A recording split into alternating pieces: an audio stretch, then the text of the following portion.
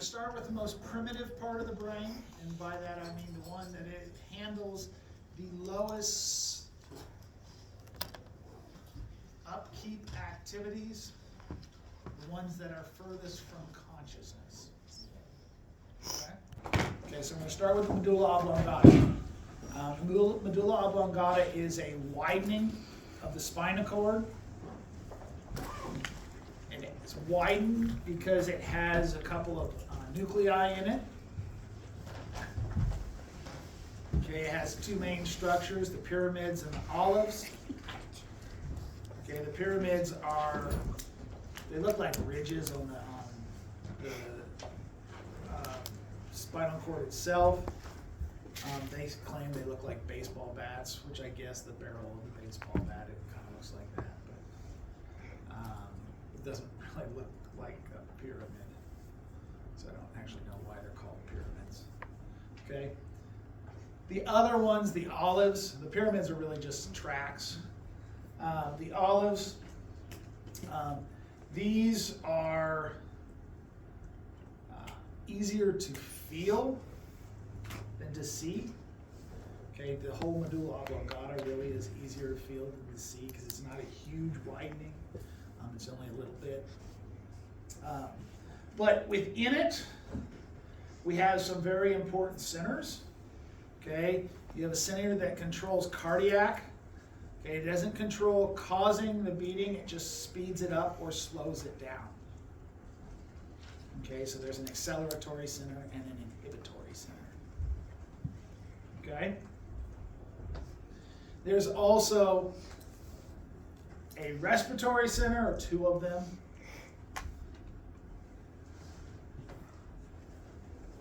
And then a vasomotor center. The vasomotor center is going to use the sympathetic nervous system to dilate or constrict arteries or arterioles. Okay? And it only uses the sympathetic, whereas these other two use these two use the sympathetic and the parasympathetic for opposites. Okay? This only uses the sympathetic because it turns out vasomotor is a region where only sympathetic innervates. There's no parasympathetic. Okay? So, these are things you really can't control. Yeah, you can overpower your respiratory centers to a certain extent, okay, by not breathing. But eventually, even if you are extremely stubborn, you will pass out and you will start breathing again. Okay, why? Because these centers will do it automatically. You don't need to be conscious. Okay? Here's the picture. You can see the biggest parts, but they're really just cords. It does have some nuclei deep inside. The nuclei deal with respiration. Okay, breathing again. Okay, posture. This is the first one where we start to have, and when we say posture, we say the ability to stand up straight. Okay, and I'm not talking straight as when your mother smacked your shoulder blades to make you put your shoulders back. Just erect. Okay, and then this is the lowest one concerned with sleep. Okay, or going out of consciousness. This is going to be a big part of the reticular activating system, okay, which is what actually keeps you conscious, okay, and keeps you awake. So we'll talk about that when we get through a couple of these that are part of it, okay? That is right here. Here's the pons, okay? One comment from my professor that I learned from, I have never heard anybody refer to them as metencephalon and myelencephalon. Okay? Your book has it in there, but it's kind of like they then consider them the medulla oblongata and the pons. They don't talk about the other. Okay, just so you know. Did the lights just go dim? Really? Okay, does that make sense? So while I say the names, you don't necessarily have to remember those. mesencephalon is probably best you do, and then the diencephalon up here, we'll talk about it in a minute too. Okay, and then two are superior, two are inferior. The superior ones deal with visual reflexes. Okay, in other words, you see something out of the corner of your eye, you turn your head or your eyes to look at it. Okay, does that make sense? Allows you to track objects, keep things in visual field. Okay, does that make sense? The inferior ones do about the same thing for hearing. Okay, turns out that you are capable of doing trigonometry without even knowing it. Okay, the process of understanding where something is, whether it be visual or whether it be hearing, okay, is completely trigonometry.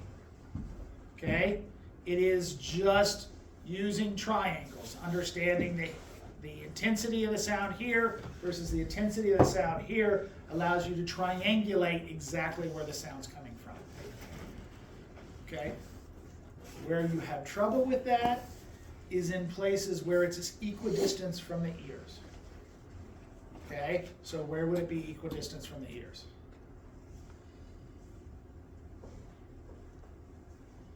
Okay, if you close your eyes and someone puts a sound there, you will have trouble being able to determine whether something's right in front of you, or whether it's right above you, or right behind you. Okay, however, move it just a little over, and all of a sudden you can figure it out. Okay? That's because of the distance and the difference. Make sense? Okay, and that's all handled by these guys. You also have the peduncles.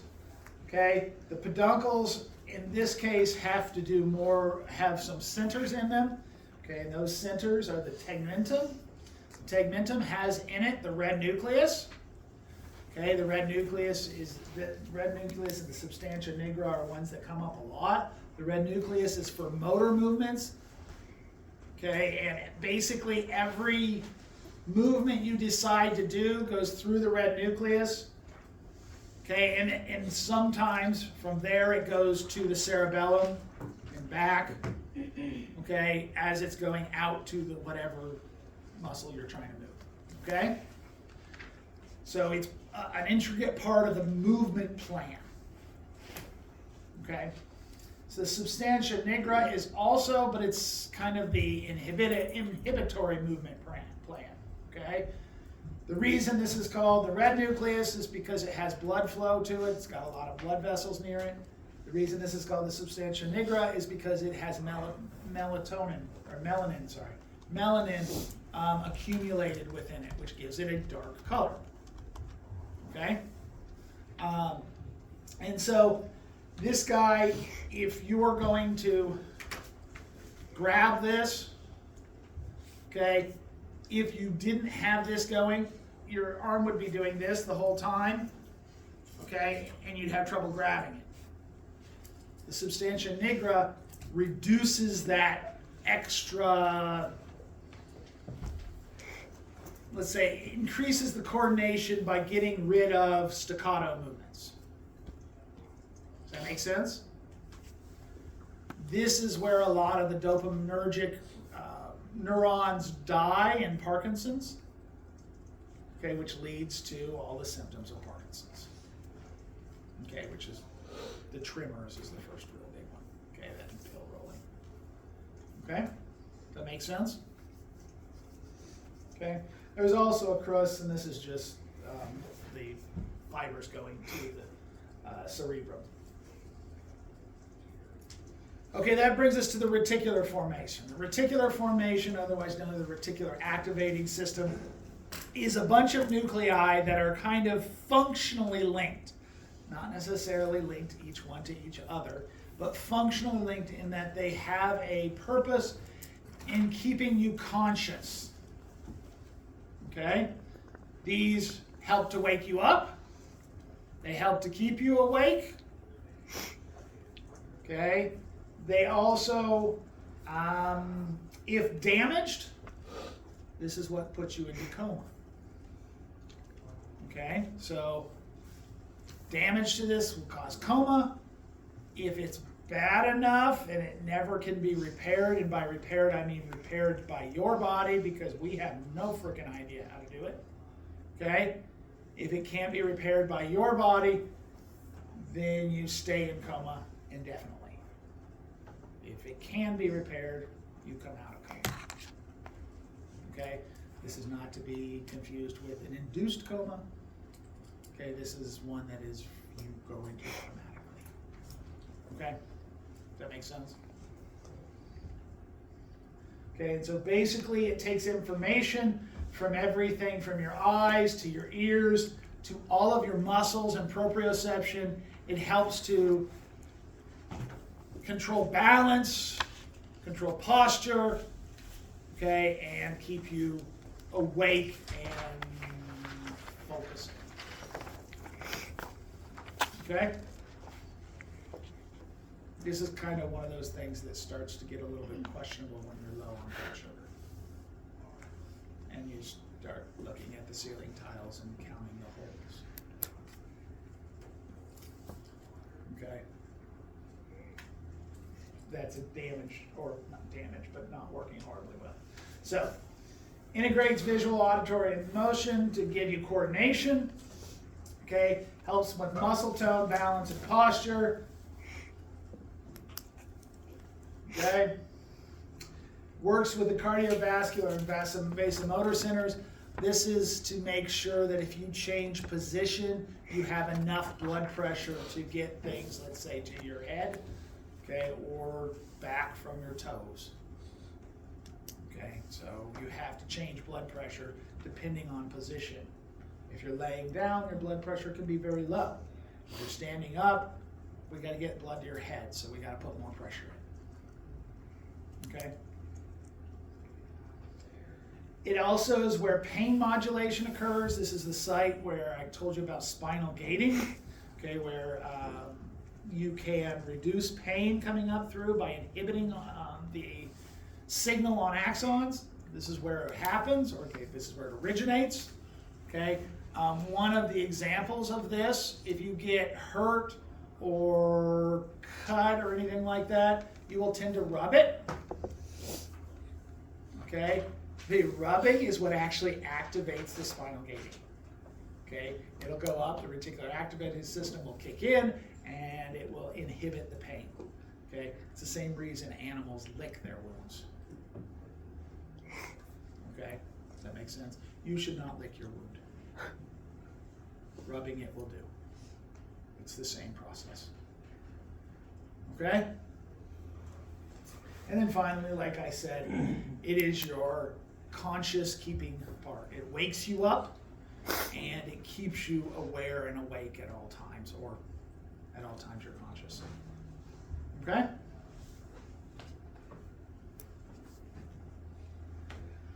Okay, cerebellum. So the cerebellum is behind the brainstem, which we just finished the brainstem. Okay, it kind of looks like ground turkey, and it has two hemispheres, similar to your cerebrum. Okay, right and left hemisphere. It's a little different in that our cerebellums are really enlarged compared to most animals. When we go dissecting the sheep brain, what you will see is their vermis, which is their middle portion, sticks out. Okay, it's like a ridge that goes in front and then between them. Yours, instead, your cerebellum has grown large enough that it actually causes the vermis to be recessed. Not because the vermis is smaller, because the hemispheres are bigger. Okay, and so I can't put where it is, but it would be in here, is the vermis. Okay, between the two hemispheres. But your hemispheres are so large that they actually dwarf the vermis. Okay? Your cerebellum is much, much smaller than your cerebrum, yet contains over half the neurons in your body. Okay, that means it contains more than the cerebrum and the rest of the central nervous system and the peripheral nervous system combined, which should give you an idea of how important it is. Okay, so very, very important. Okay, it does a lot of the things that you don't think about. So if you decide, how many of you are athletes? Okay, you get practice to the point where you can do something automatically. Okay, that's the whole point of practice. Okay, so that you can automatically do it without really thought. That's the cerebellum. Okay, it's training you to do a action properly. Okay, and those of you who aren't athletes, it works for you too. You all write, you all speak. Well, I think you all speak. It's sometimes hard to tell. Okay, but you all write. Okay, all of those motions are coordinated motions that you don't even have to think about. If you think about writing an A, you probably screw it up more if you sit there and think how to write the A. Right? Whereas if you just write an A, it comes out an A. Okay? That's because you've taught yourself, you've trained the cerebellum what's happening. So all motor movements are going to go through the cerebellum, and better yet, it's going to check, okay, did I do it right? Okay, and it will make the corrections so that the next time you do that movement, you get a better result than the last time. Does that make sense? It's where practice makes perfect comes in. Okay? Okay, so it plays a part in any motor coordination. It deals with linguistics. You might question, well, what did linguistics? One, it deals with how you talk. Okay, you might not understand where your tongue is moving when you talk, but let's say to make a T. You make a T, you touch the tip of your tongue to your palate right behind your teeth. Right? Did you know you did that? No, you didn't. Why? Because you've trained yourself to do it. Okay? If you go watch a speech pathologist, they're actually trained with that, and they'll actually take a swab, it's not a Q-tip, but it's a long tip, and have a child, usually it's children, but it could be a stroke victim or something like that, okay? They'll touch the part where they want them to put the tongue, and train them to put the tongue there. Okay, that's how they will learn to do a T. Okay, or yellow. Okay, most of it, or a lot of us say L when we want to say Y when we're children. Okay, lello instead of yellow. Okay, there's a difference. The L, your tongue is up. The Y, your tongue is down. And just the back in the middle of the tongue hits yellow. Feel it? Okay? So that's all things that are done, or at least monitored, by your cerebellum. Okay? It also helps you understand where the end of a word is. Okay, I'm talking right now, and you can tell where the end of the word is, and you take it for granted. But has anybody gone to a foreign country and tried Spanish? I can't understand Spanish for the life of me. Okay, and part of the reason I can't understand Spanish is because they talk so frickin' fast. Okay, it's not that they're really talking that fast. It's I just don't know the words. Okay, and my brain doesn't know where to break one word to another word. Japan. Oh my God, we went to Japan this summer. They would say things, and I would just look at them and go, Sam, what did he say? Because I had no idea. Okay, none. I couldn't tell where one word began and one word ended. Okay, that was the first part. To know what the frickin' meaning was way past me. Okay, but I couldn't really get that. That was because I wasn't trained in that. Okay, my cerebellum was going, ooh, what the hell is this? Okay, it didn't have a clue. Does that make sense? Okay, so all of that is really important in it. So, what does it do? compares textures, okay? That may be touch, okay, but it may be sight. Okay, you don't know what when you're looking, but textures are very different. Okay, if you look at someone's face, there's skin, but there's also hair. Those are very different textures. Okay, and your cerebellum is drawing lines and saying, "Yep, look, this has changed from this." Okay, does that make sense? Okay, so that's what we mean by textures. Perceives space. It's one of the things that allows us to understand depth, okay, and what's where. Okay, understanding that the chair is behind the person, not in front of the person, which you take for granted, right? Okay, you understand that intuitively. No, you don't understand it intuitively. You learned it when you were an infant. Okay, your cerebellum learned to determine that. Okay? Recognizing views, by this it means understanding what you're looking at, not what it is, but what kind of differences there are. Okay? The reason I'm keep making a difference in what it is because we're going to talk about what it is when we get to the cerebrum. Okay? Your cerebellum doesn't understand what, it just understands differences. Does that make sense? Okay, rhythm and timing. Your cerebellum is intricately involved in timing, whether that be timing of muscle coordination. So if I want to grab this, I have to move my muscles at the right time. Okay, so there's a whole plan of me going like this. If I grab here, it ain't going to work, right? So I have to go past that and grab. Okay, all of that is a timing fact. Okay, it's all when do I do what and how fast do I do it. Okay, all these things that are involved in coordination that you guys have no idea of because you've already trained yourself to do it. I used to back when Ben was an infant, the first time I was cerebellum. Okay, does that make sense? He's 22 now. Doesn't work as well.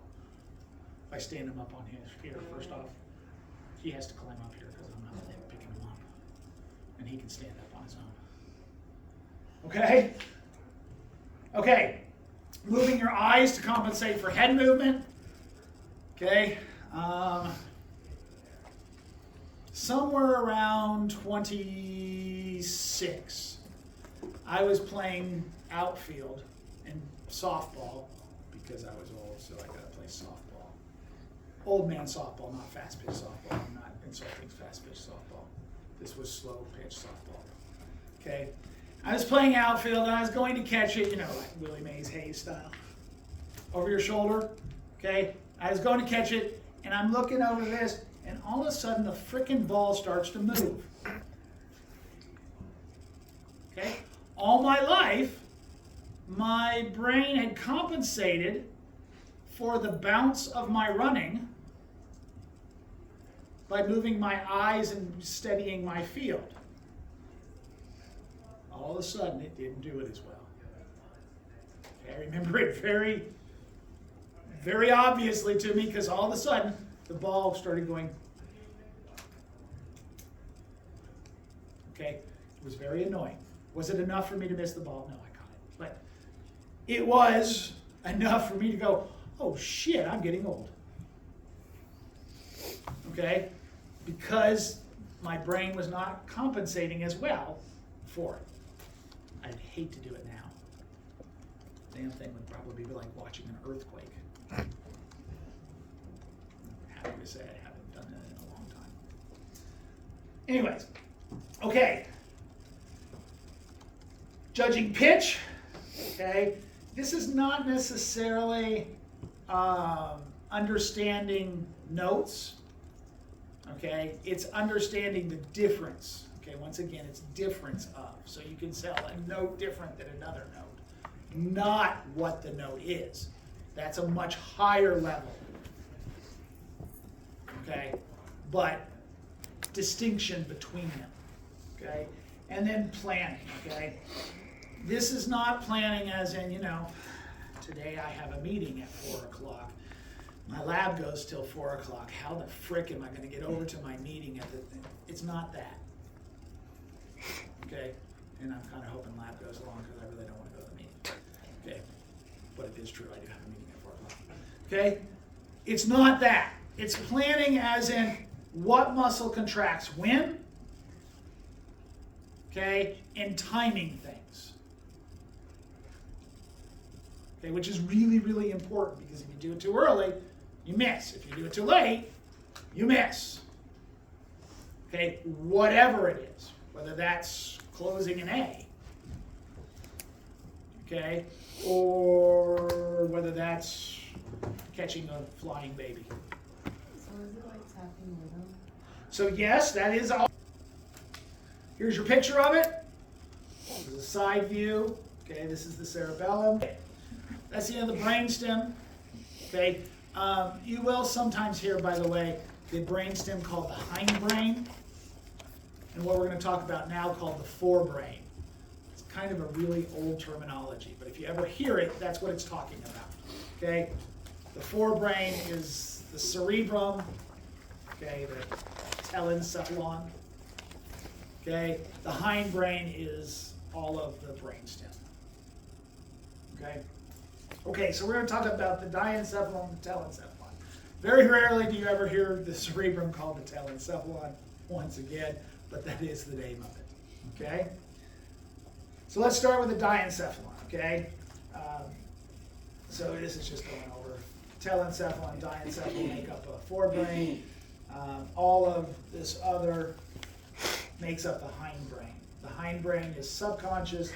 The forebrain is at least partially conscious. A lot of the diencephalon is subconscious, okay, but at least partially conscious. Okay, diencephalon has two major parts. There are actually more than this, but we're only going to talk about two right now at least. Okay, it has the thalamus, which is the center portion. Okay, the thalamus has 23 nuclei. Good news is, you don't need to know the names of them. Okay? If you go into neurosciences, I'm sure you will have to know the names of them. Okay? But we don't need to. Instead, we just need to know what they're doing. Okay? As a general purpose, not each one. Okay? The thalamus really is an important thing for moving things to the right spot. Okay, everything that goes into the cerebrum, with the exception of a little tiny bit, will go through the thalamus. Okay, so all of your visual information, all of your taste, all of your hearing, all of your somatosensory, that would be touch, okay, will go through the thalamus and then be directed to where it needs to go in the cerebrum to understand what the hell that is. Does that make sense? Okay, you'll notice I left one out and I did it intentionally. Anybody recognize which one I left out? Smell. Turns out smell doesn't go through the thalamus. It has some parts that do, but a lot of it, it is the only sense that is directly connected to the cerebrum. Okay? Because of that, we'll talk about it a little bit when we get to the limbic system, because it tends to be the strongest stimulus for the limbic system. Okay? But everything else goes through the thalamus, gets directed to where it needs to go. Okay, so it's kind of the way station. It's the way of pushing things to where they need to go. It's involved in memory. Okay? And it's involved in emotion. And it does have its little part of the limbic system. Okay? Okay, so everything going in goes that way. Everything going out, all motor movements go out through it. Okay, so it's a way station for things going in, as well as a way station for things going out. Okay? Does that make sense? Does it really change them? No, but it may route them to the right directions. The next one's the hypothalamus, which literally means under the thalamus. It's under, but in front slightly. Okay, it's this little triangle here. Okay, and the thalamus is right here. Okay, off of it comes the pituitary on a stalk called the infundibulum. Okay, and you'll see this is the optic chiasm where the two optic nerves cross. Okay, and so it's kind of nestled right in between those. Okay, the mammillary bodies are right there. It's part of it. Okay, so the hypothalamus. Hypothalamus does a lot of stuff. Okay, so first off, it produces hormones. We will talk about them when we get to endocrine. However, just kind of an early sign, there are two it produces and actually release at the posterior pituitary. Okay, and then there's a whole group of them that it puts directly into the blood, which whole job is to control the pituitary. Okay, in that way, this is kind of the commander-in-chief, president, okay, of the endocrine system. And if we're going to go through this kind of military aspect metaphor, that means the pituitary is the general. Because the general is going to tell all the other endocrine system organs what to do. Okay? This is not a long transport. It is literally about 1 centimeter from the hypothalamus to the pituitary. However, it does go through the blood, so it is considered endocrine, even though it's very short distance. Okay? So it does hormone secretion. A lot of that hormones have things to do with everything from glucose usage to production of milk. Okay, so a lot of things. It is the starting point, okay, the closest to consciousness that we go with the autonomic nervous system, which is the sympathetic and parasympathetic. Okay, so it's the one who starts it. I'm not going to say it's the only one who does it because it can be done much farther lower down. Okay, but this is the closest to consciousness we get with it. Still subconscious. Okay, but as close as we get, which means it has an influence on heart rate, blood pressure, whether you're making urine or not, okay, whether you're digesting or not, whether you're running like hell or not. Okay? Make sense?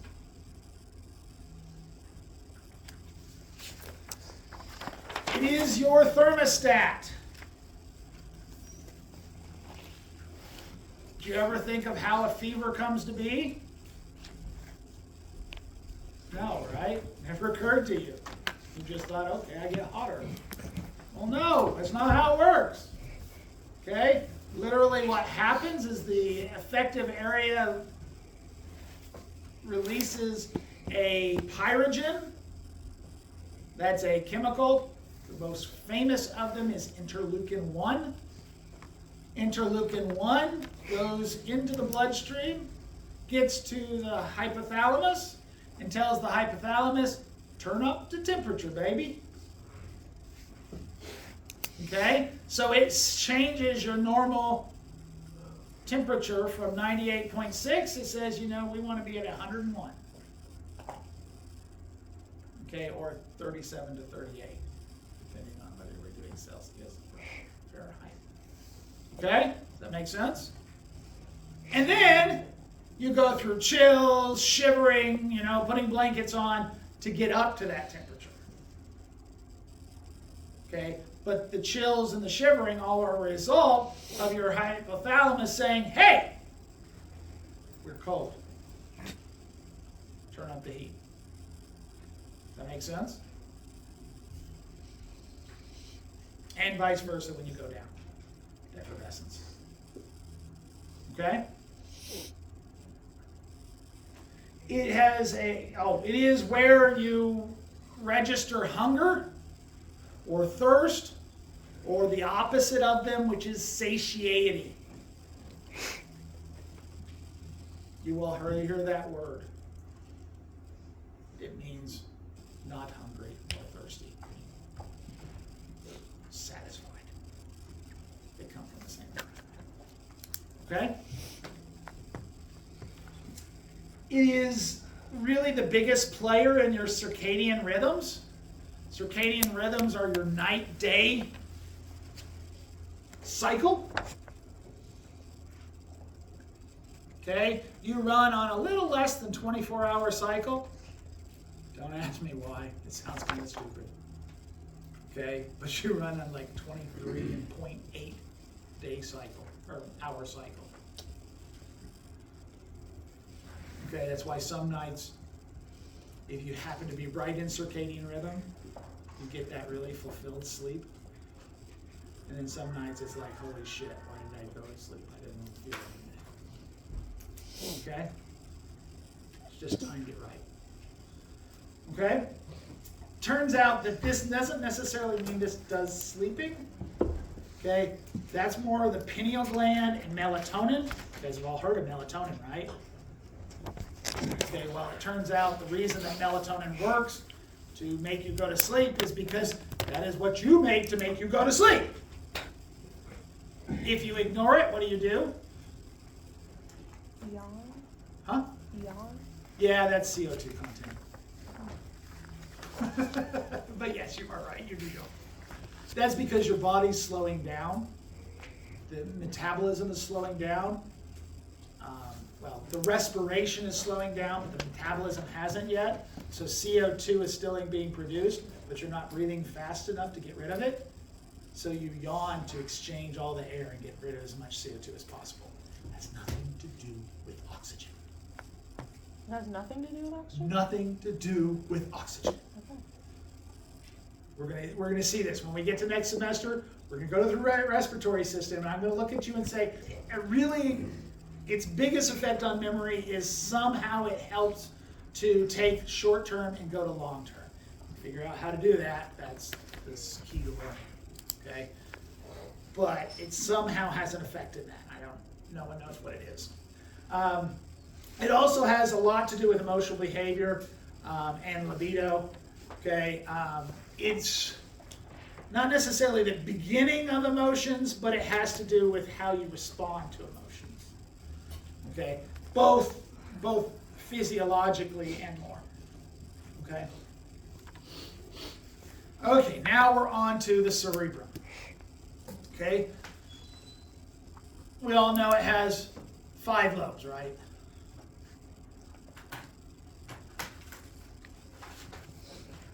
You should be counting the lobes, you know. We all know it has 5 lobes, right? Yeah? What's the extra lobe? Temporal lobe, and then there's 2 parietal, frontal, and occipital. Well, there's 2 frontals, and there's 2 occipitals, and there's 2 temporals. So, okay, we all know it has 10 lobes, right? Okay, well then, I don't know. Yeah, there's an extra one in there that you guys haven't heard of. Okay? Not a huge deal. It's called the insula. Okay, but we'll see it in a second. Okay, so here's frontal. Frontal goes back to the central sulcus, and then secondary with another name is association areas. Okay? Primary is what receives the raw data. Okay, so the occipital handles the raw data from sight. Literally, what rod or cone is on and what rod or cone is off. Does that make sense? In other words, what one's being hit by light and what one's not. Okay? And you would think that that was very obvious, but it turns out it's exactly backwards, but don't worry about it for now. We'll get to it later. Okay? Does that make sense? So it only gets a raw data, literally on or off. Well, that's not true. Literally on. It doesn't get off because it just doesn't send a signal. Okay, does that make sense? Okay. That is then taken, moved through many different levels, and goes up here to the association area. In the association area, we take what we have seen, that raw data, and we interpret it. Okay? We start putting things into little components saying, okay, that's a chair. Okay, that's a window. Those are trees outside. Okay, there are lots of people sitting here. I can even name some of them. Okay, does that make sense? Okay, that's all the association area. Okay, not the main primary area. The primary is really just for the raw data. Okay, so when I tell you something, usually it's the primary area we're talking about. Okay, so this somatosensory cortex. Okay, that's the primary area. The association area is behind it, and it will determine what does that mean. Okay, so everybody get that idea? Is the association area in the parietal lobe, or is it? In the case of that one, yes. However, association areas often lap over into other lobes. Okay. Does that make sense? So the primary is The primary we usually is pretty well defined. The association kind of spreads. Okay. Does that make sense? Is the primary like where the occipital lobe is? That's the primary. Okay. Okay, so that allows you, it's how you learn, okay? So if you're going to learn about a car, okay, when you were a kid, you saw cars and maybe your friend or your dad or, I don't know, your brother looked at you and said, oh, that's an F-150 red truck. Okay, you put that into a file, okay? This shape is an F-150 red truck, right? Okay, so you then see another truck and it turns out it's blue, but it's still an F-150. Do you file that in blue truck or F-150 truck? Okay, or do you just cross-reference it? Okay, you getting the idea? Okay, you begin to create these files, for lack of a better word, there's circuits in reality, but files for what you do. So if you want to learn something, the best way to do it is associate it with something you already know, because you already have a file for that. Okay, that's the easiest way to learn. Does that make sense? Hence the reason why people use word tricks and things like that to get you to it, because you can learn those pretty quickly. Now you have a file and you can pull them out. Okay? That's the secret behind those. I don't like them, but that's just me, because I think it takes me longer to make that damn file than just to make the other one. Because I then have to figure out what the hell the file means and cross-reference it to the other shit. So I just do it, but I'm good at memorizing. Everybody has their talents. Mine's not very useful. Okay? Okay. Oh, we didn't do temporal. Here's the temporal lobe. Okay? And now insula. If we were to take this lateral sulcus and we were to open it up, literally pull it back, okay, reflect the frontal and parietal lobes and reflect the temporal lobe, there'll be more of this surface on the inside. Okay? That's called the insula. Okay, and we'll talk about that. That's a separate lobe. It has a lot to do with the temporal lobe anyways, but it is a separate lobe. Okay, so front, did I go to? Yeah, oh. It's your consciousness. That's all it says. Okay, everything you do consciously is within the cerebrum. Okay, whether that be making a choice or whether that be understanding what you're seeing. Okay, everything that's voluntary, you choose, is through the cerebrum. Okay, does that make sense? So, frontal lobe. Okay, what does it handle? Frontal lobe is the one that we consider for thinking. Okay, everything that makes you what you think of as human, okay, in thought patterns, in decision making, in right versus wrong, throw in there motor control. I'm not sure why that fits in there, but it does. Okay, that's all done in the frontal lobe. Okay, your personality is in the frontal lobe. Okay, does that make sense?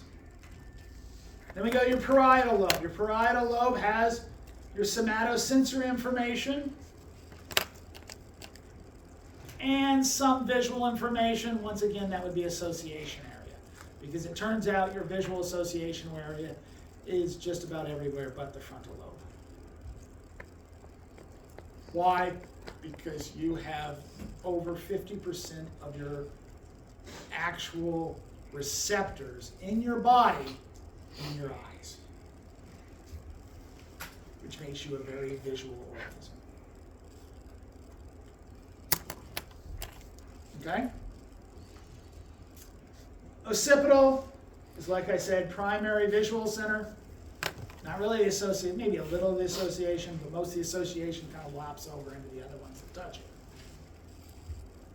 it. Temporal does hearing, smell, lots of memory and learning within this, and then some parts of vision.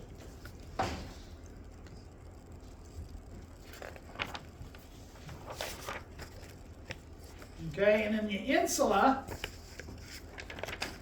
deals with spoken language. Okay, how you speak, what you speak. Okay, deals with taste. And it has a lot of integration, okay, especially with visual integration, because once again, visual is everywhere except for the frontal lobe. Does that make sense? Here's your kind of list if you want to see it. Here's them pulling it back so you can actually see the insula.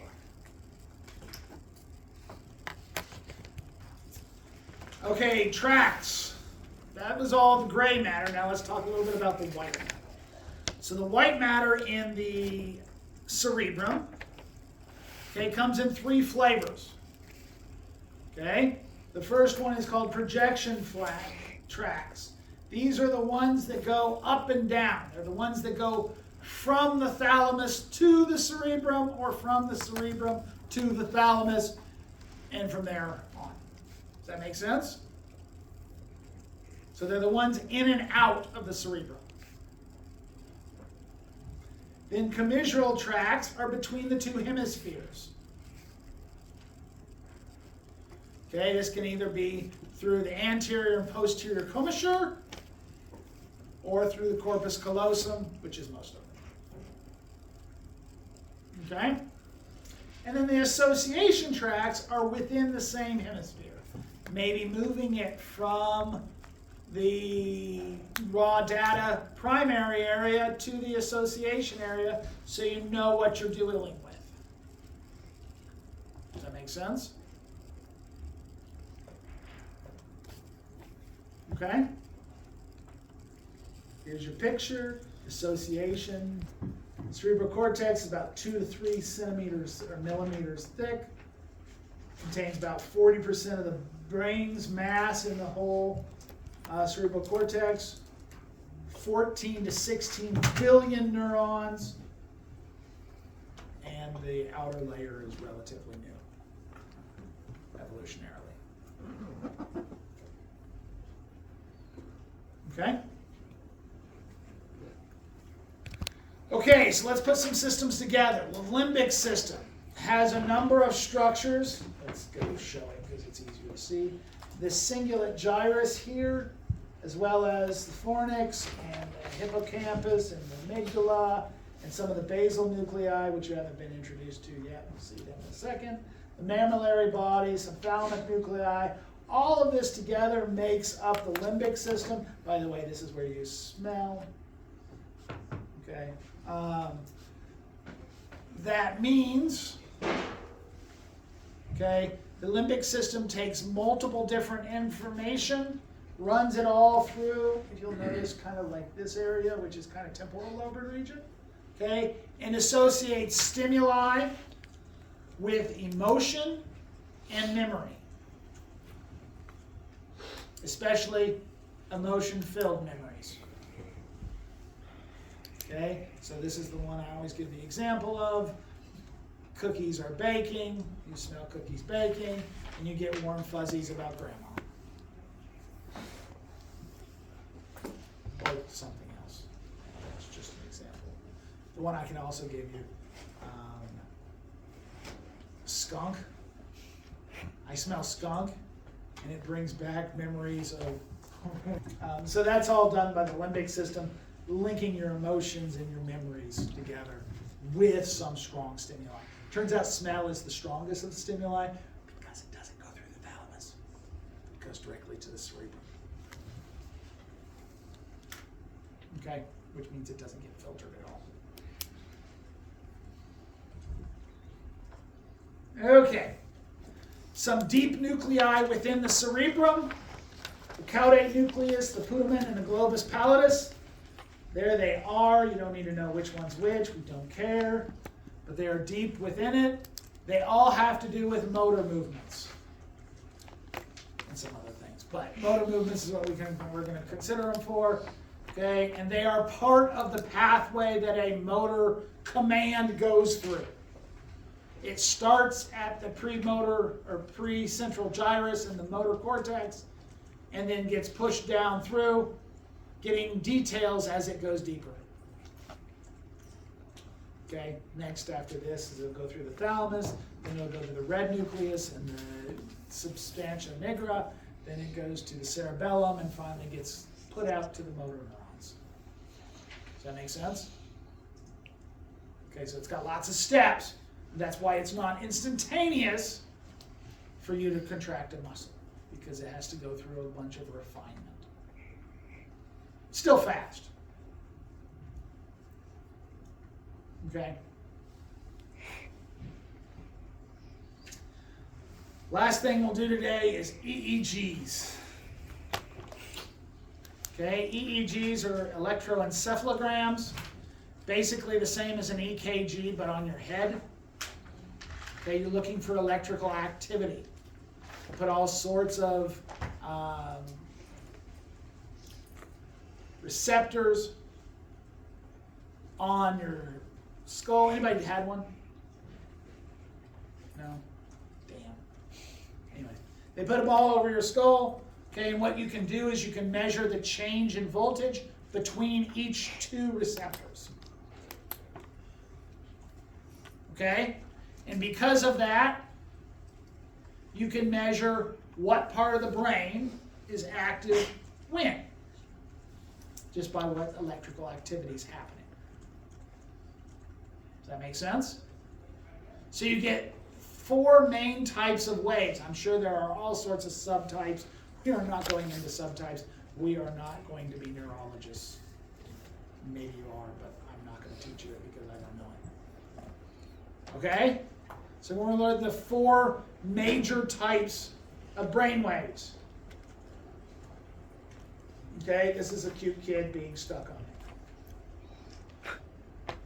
Okay? So, first one's alpha. You'll notice it has lots of peaks, but they're relatively far apart, especially when we compare it with beta. Okay?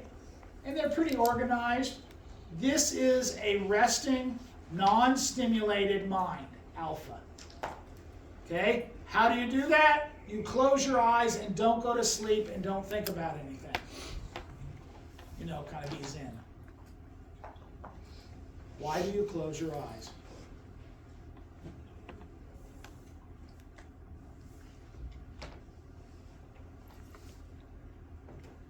yes, close your eyes is a part of it. You must have your eyes closed. So to stop taking in visual information? Yeah, if visual information is the most stimulus you get in life, okay, you better not have it coming in because you're going to be looking at it and determining whether you want to or not. So you close your eyes, which takes away the biggest stimulus. You also shouldn't tickle them while it's happening. Okay? Does that make sense? That's alpha waves. Beta waves are when you're actively thinking. That could be getting stimulus, that could be you've been given a math problem, that could be making you play an instrument or move. Okay, but you're actively using your brain. You'll notice they're much more and quicker. It's active stimuli. Make sense? Theta waves are a sign of sleeping or drowsiness. Okay, you're starting to get lethargic, the thought patterns are starting to wane. You have a little bit, but then you're kind of moving. Okay, children, don't consider children. They're stupid. They do whatever the hell they want when they want. Okay? I'm not really saying these children are stupid. It's just their brains are a little bit less trained. Okay? Does that make sense? Delta waves is deep sleep. Okay, that's stage 4 sleep. Notice I did not say REM sleep. REM sleep is actually back to beta waves. Okay? This is deep sleep, the one that is really hard to wake you in. By the way, it may be hard to wake you in REM sleep too, but that's not the point. Okay, this is deep sleep. This is when you're like dead to the world. Okay, does that make sense? Okay, if you show delta waves, and you guys are probably all at this point now, if you show delta waves while you are awake, it is a sign of bad brain damage. If you're a child and you show it, you know, it's just being a stupid kid. Okay? So these are the kind of things they're looking for, is what's showing. Are you perfectly awake and they're seeing theta waves? Well, that's not right. What the hell's wrong with you? Okay, or do you do a sleep study and you're looking at, are you progressively dropping? Well, almost. Are you going from alpha to theta to delta waves and then showing the jump up back to beta waves? Okay, which is active dreaming, you know, eyes twitching. And if you aren't fully paralyzed like you should be, then you know, walking around and peeing downstairs. I'll give you the story of that when we get there. Okay? Does that make sense? This says what I just said. Okay? Okay, go away.